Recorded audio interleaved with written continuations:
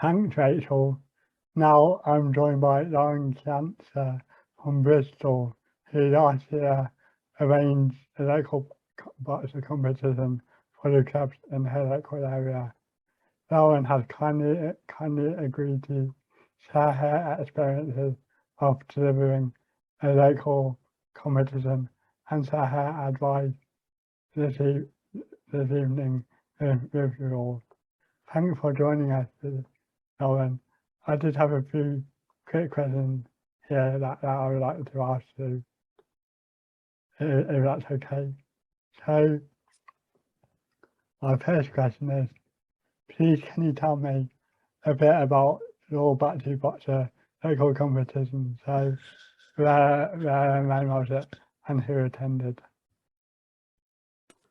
Yeah, thank you for having me. So I hosted a competition in Bristol, so it was on my doorstep, which was nice. And it was back in October now, I think, towards the end of October last year. And we had a mix of athletes came, mainly local athletes, a couple that travelled a little bit further. But most of the athletes that attended were part of the Gladiators Academy, so they were all quite familiar with working with each other. There were a couple of extras that we invited from the local area, from clubs, so they may have had sort of teammates from their club that were also competing, but on the whole it was players that I'd worked with before and knew each other pretty well, or I'd been on a court with them since the pandemic sort of eased a little bit and we were able to get back on a court. So yeah, I think for me that was quite important, having that group that were kind of familiar with each other and the area a bit more. So yeah, it was quite small, but I think we probably had around 10 athletes, I think. Yeah, quite a good number of athletes competing. Yeah. So moving on, what were your successes and highlights from the event? So what went well? And more importantly, what did you enjoy the most about running this competition? Yeah, I think we'll probably come on to it, but there were plenty of challenges. So the fact that the competition was able to go ahead was in itself a success for me. The fact that we were able to host it, and actually it ran pretty much to time. I think that anybody that's run a competition before will know that that's obviously a big success when that happens.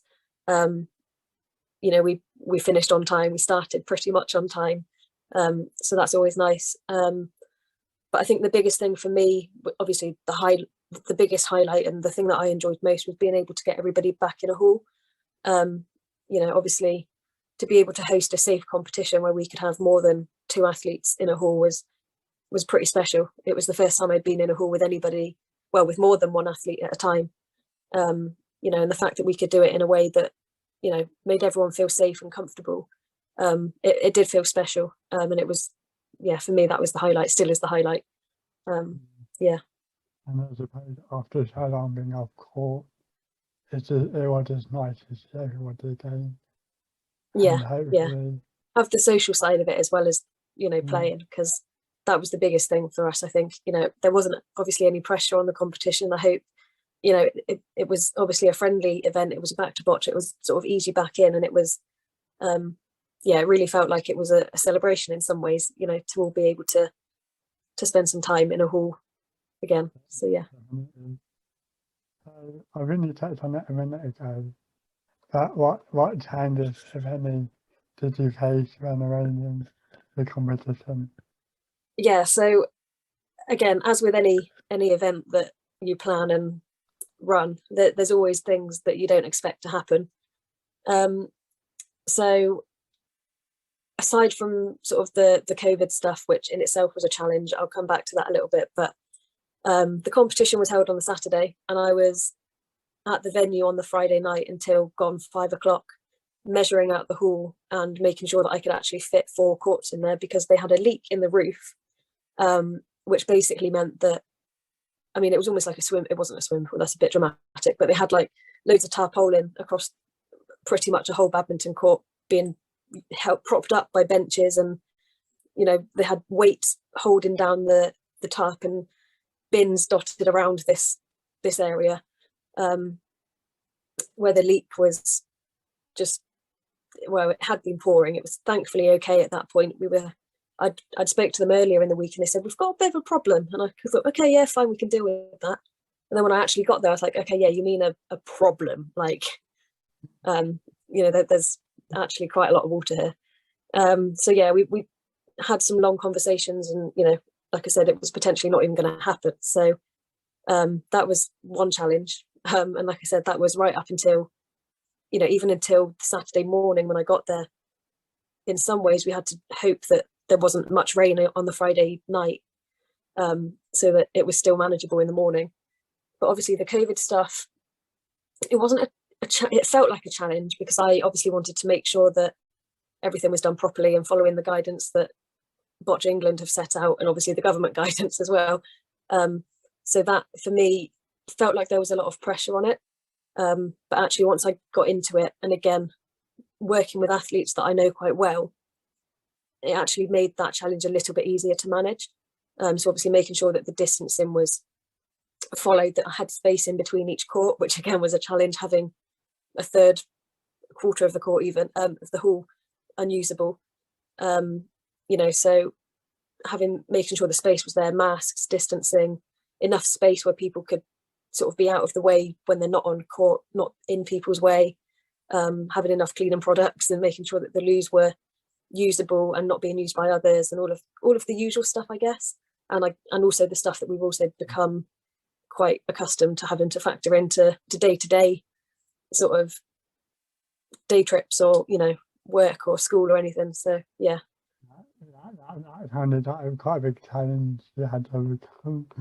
And Yeah, it was entertaining. It is how that an organiser needs, you've got to expect the unexpected and prepare for any situation.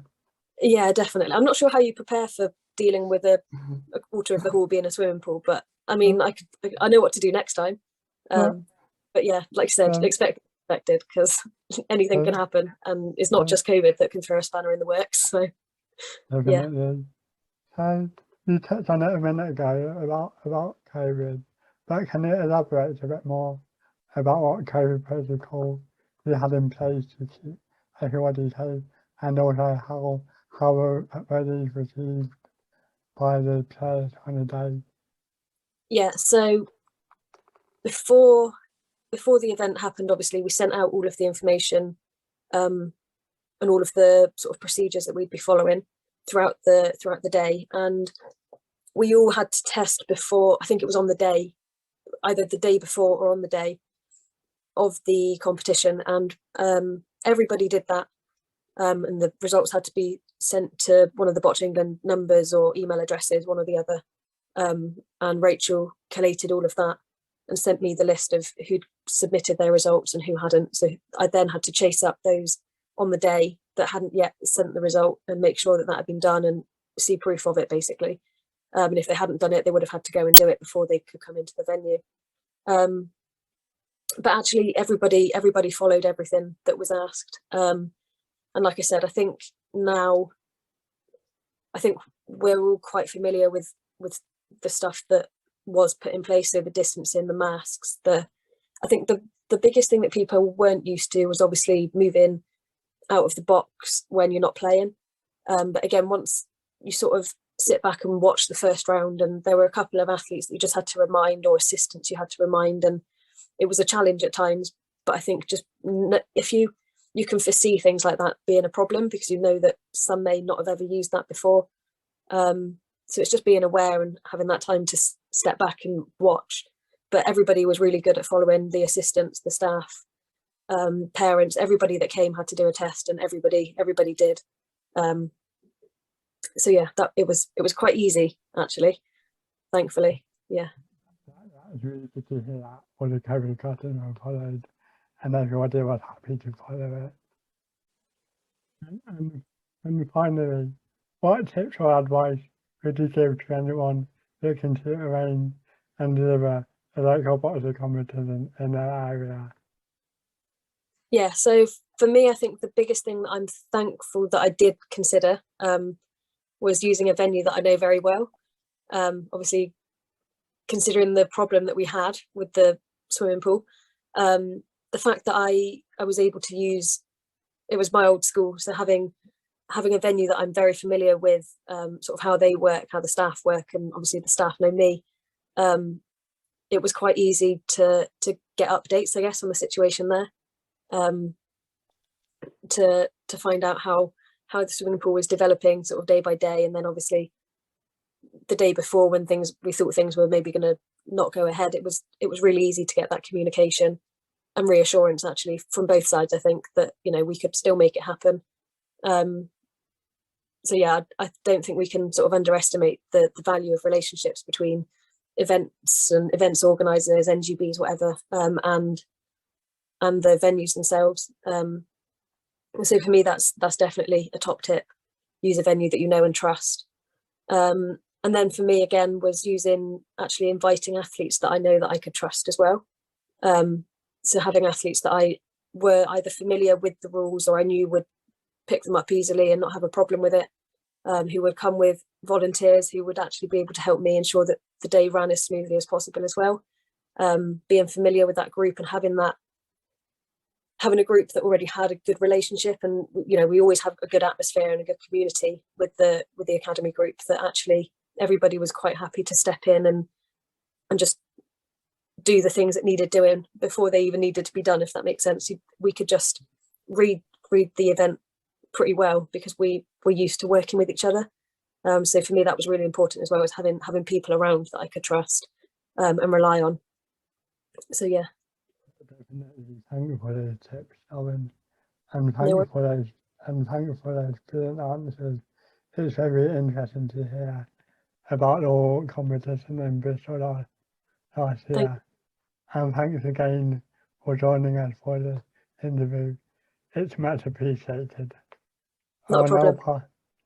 I'll now pass you back over to Rachel for the rest of this Boccia webinar. Thank you.